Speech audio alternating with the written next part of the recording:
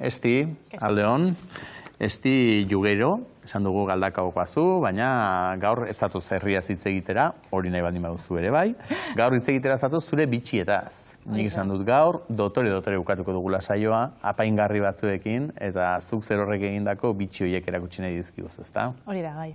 Barrok Jewelry. Orduan, barrok nire arribeko ingelesarekin pentsatu dut. Rocketik badu izenak, baina era berean barroko ere gogorazten dit. Eta ez nabila inoker, ezta? Ez, hori da, justo. Zer dira barrokoak zure lanak? Bai, azkenean nik geometrian daukat zaletasun handi bat, ez? Eta orduan, egiten ditudan forma guztiak geometrian jolasten dute eta beraz oso barrokoak dira.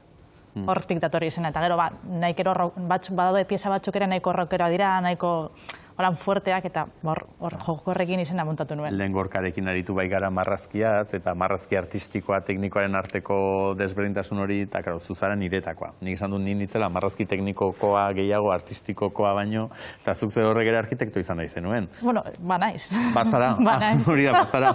Bai, ba naiz. Tituluak entzeagatik. Ez lasai. Arkitekturan bai marra zuzenekin eta trebatuta ibiliko zara, baina hemen zuzenetik eta, bueno, akaso bai. Ze tresneria ere berezia duzuzuk marrazki hauek egiteko.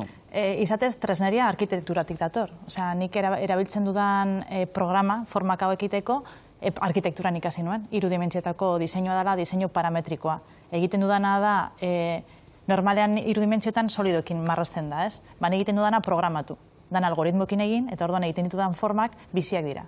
4 edo 5 edo parametro aldatuta, forma guztia aldatzen da. Orduan, ni behin pieza baten deskripzioa, algoritmoa daukadanen osatuta, prebiesa horren variazioak infinituak dira.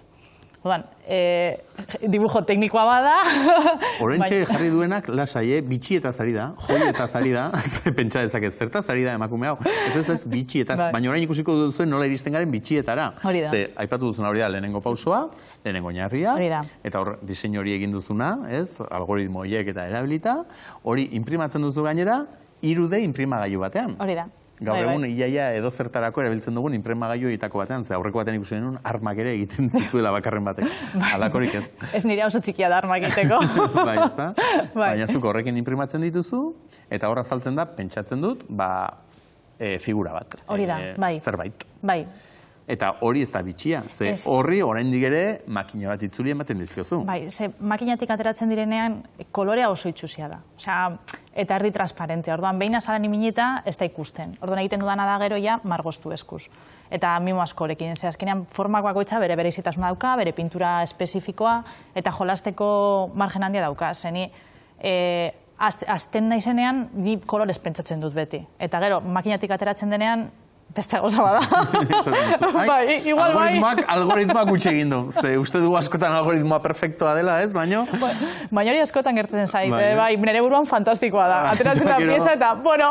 Hori guri ere gertatzen zaigu, batzutan paper gainean esan duzu, saioa borobila doa, eta gero, bueno, hobetu daiteke, baino. Bai. Eta orduan, horra ateratzen da, eta hori moldeatu egiten duzu. Askot moldeatzen dut, baina oso puntu oso konkretutan. Batzutan piezak batoz soporteekin, edo zulotxoak egin berzaizkio montatzeko, eta holan. Baina, aldudan gehienetan, ez badut moldatu behar hobeto. Ze holan serien errezago egiten dira.